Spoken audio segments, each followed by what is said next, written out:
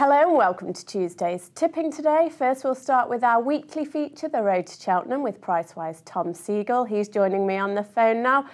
Tom, the new one had to be the standout performance of the weekend. Is he a worthy favourite for the Neptune? I'm not sure really, Tina.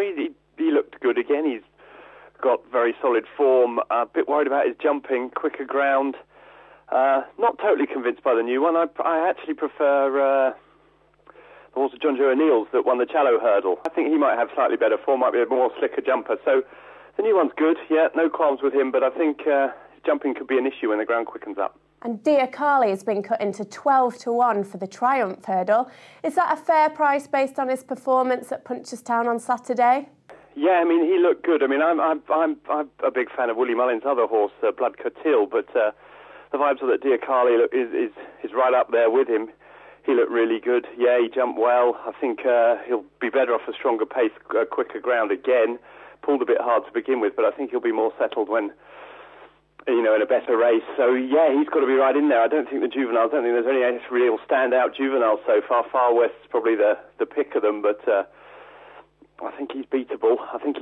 Come, with a quick flat horse, and the likes of Dear Carly and Blood Cotil, they'd have to be right up there for me. Now, and Dear Carly over and clear. Flax and Flare second, Baby Jake back in third, and on the run up towards the finish, it's a bloodless all the way victory for Dear Carly, who'll make it 2 out of 2 and makes all to win by a big margin, going on clear of Flax and Flare. And what did you make of Rocky Creek's performance? He's now 14-1 for the RSA chase. Yeah, I like Rocky Creek. I think he's a pretty good jumper. I like the way he jumps. He'll stay very well.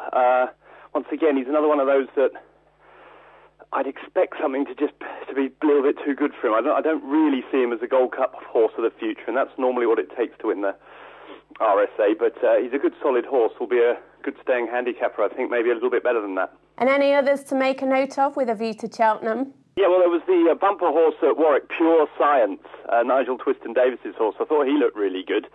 I think he'll be the type of horse that could go well in the bumper. He's a very well bred horse, isn't it? It's by Galileo, so I wouldn't be surprised to see Pure Science be involved. And you had to be impressed with Oscar Adara in the Lanzarote at Kempton. I mean, he absolutely cruised home. He did. He's obviously an improving horse. I don't know where the sort of race he'll go for, but he could be the sort of horse to look out for in a handicap. Maybe the Coral Cup at the Cheltenham Festival might be his race. So that would be a couple: Pure Science and Oscar Adara.